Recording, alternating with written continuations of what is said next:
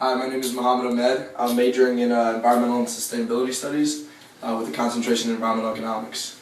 And my project is on a criticism on the construct of post-materialism, the index for it.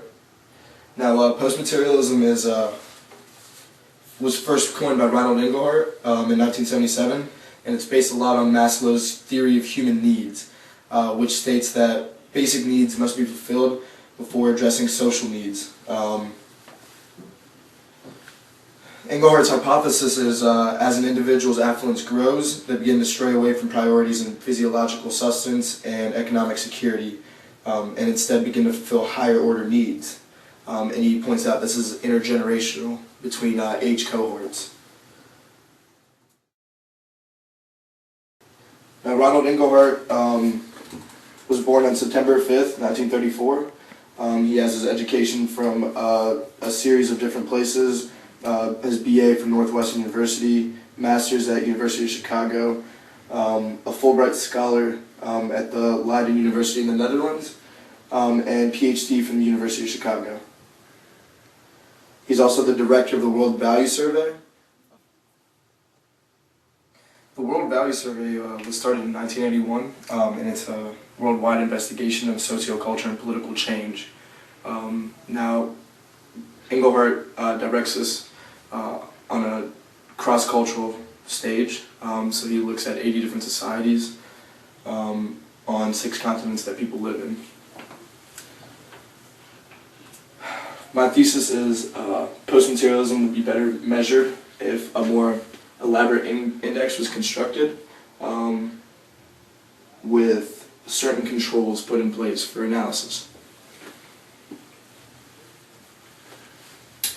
This is the survey question that Inglehart used.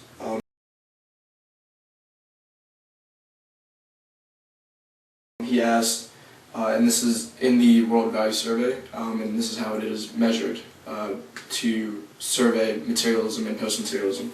He asked that, so there's a lot of talk these days about what this country's goals should be in the next 10 or 15 years.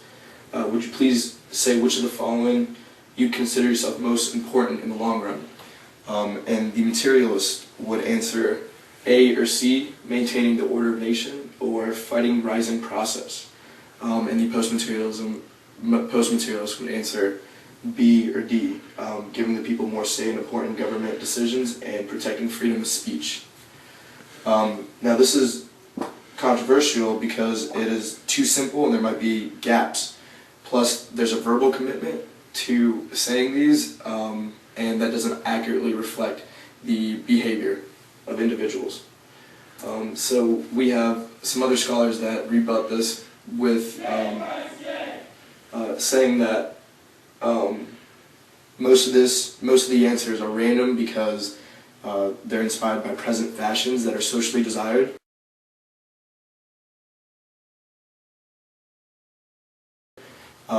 And not deep-rooted, as Inglehart suggests in his interracial assumption. Some criticisms with this is, so if you're post-materialist, you automatically think that your objective needs are satisfied. Now, some other scholars argue that if this is true, then your subjective satisfaction would be high. Now, this wasn't depicted in some other analysis like Marsh's, but Marsh also looked at just purely income as a way of measuring that instead of overall satisfaction. Now, Inglehart made his overall satisfaction, measured that through a factor analysis, and he included specific domains, so such as Marsh's income domain. He used that, plus combined it with overall satisfaction domain.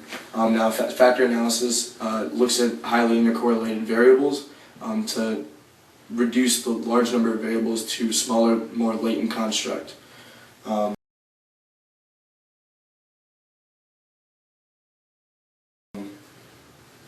Now, because he included the overall satisfaction, that high correlation between those specific domains that Marsh looked at, like income, could be why the correlation was high.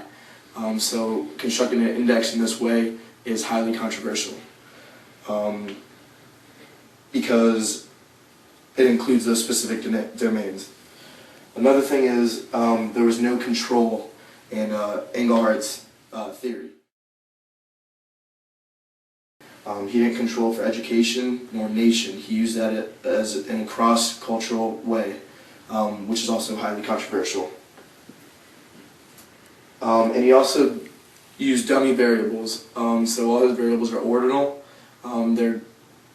There's an order to it, but he used a regression analysis, which means you have to use interval ratio variables, and in order to get that, you have to turn them into dummy variables, so you can measure the distances.